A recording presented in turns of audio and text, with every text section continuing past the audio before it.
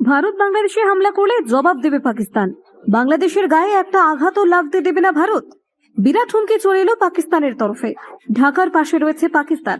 ভারতকে সরাসরি হুমকি পাকিস্তানি নেতার, সামরিক ইঙ্গিত সহ ভিডিও। পাকিস্তান মুসলিম লীগের নেতা ভারতকে বললেন, সাবধান, বাংলাদেশ পাকিস্তান ঘনিষ্ঠতায় ভারতের কৌশলগত মাথা ব্যথা বাড়লো। সোশ্যাল মিডিয়ায় ভাইরাল ভিডিও, দেখুন ঠিক কি ঘটলো। মোহাম্মদ ইউনূসের অন্তর্বর্তী শাসন ব্যবস্থায় ভারতের সঙ্গে বাংলাদেশের সম্পর্ক ক্রমশই জটিল হয়ে উঠছে।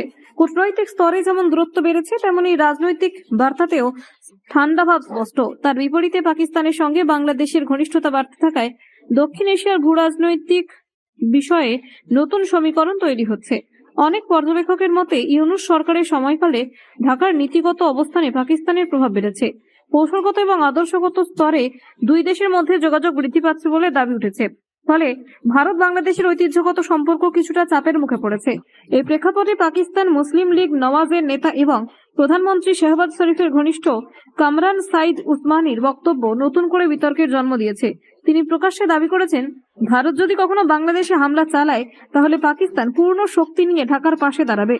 সম্প্রতি সোশ্যাল মিডিয়ায় পোস্ট করে একটি ভিডিওতে এই বক্তব্য দেন কামরান সাইদ উসমানী। ভিডিওতে তার পেছনে স্পষ্টভাবে পাকিস্তান ও বাংলাদেশের জাতীয় পতাকা দেখা যায়, যা বার্তাটিকে আরো প্রতীকী করে তুলেছে। ভিডিও বার্তায় তিনি বলেন, তিনি রাজনীতিবিদ হিসেবে নয়, একজন সাধারণ মানুষ হিসেবে কথা বলছেন, যিনি বাংলাদেশের মাটি ও বিচার ব্যবস্থাকে সম্মান করেন। তার দাবি, 2021 সাল থেকেই তিনি এই অবস্থা নিয়ে প্রচার চালাচ্ছেন, যদিও তখন তার পাশে কেউ দাঁড়ায়নি।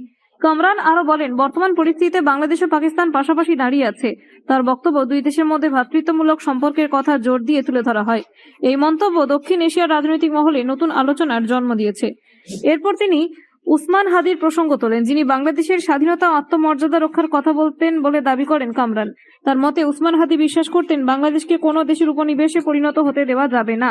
কামরানের বক্তব্য অনুযায়ী উসমান হাদি শহীদ হলেও তার চিন্তাভাবনা কখনো শেষ হয়নি। তিনি দাবি করেন, আজ বাংলাদেশের মানুষ কোনো বাইরের নিয়ন্ত্রণ বা আধিপত্যকে প্রত্যাখ্যান করছে।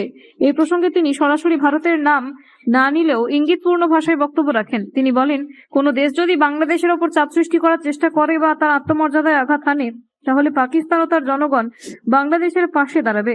তিনি আরো বলেন, শুধু পাকিস্তানি জনগণ নয়, পাকিস্তানি সেনাবাহিনী বাংলাদেশের পাশে রয়েছে। এই মন্তব্য সামরিক ইঙ্গিত বহন করায় বিষয়টি আরো সংবেদনশীল হয়ে ওঠে।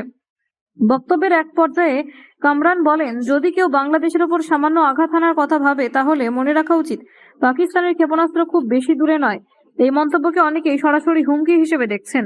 এই ভিডিও প্রকাশ্যে আসার পর ভারতের কৌশলগত মহলে উদ্বেগ বেড়েছে। যদিও সরকারি স্তরে এখনো এই মন্তব্য নিয়ে আনুষ্ঠানিক প্রতিক্রিয়া আসেনি, তবে বিষয়টি নজরে রাখা হচ্ছে বলে মনে করা হচ্ছে। ইউনূস সরকারের সময় বাংলাদেশ পাকিস্তান ঘনিষ্ঠতা এবং ভারত বিরোধী বক্তব্য দক্ষিণ এশিয়ার নিরাপত্তা ও কূটনৈতিক ভারসাম্যকে নতুন করে প্রশ্নের মুখে দাঁড় করিয়েছে।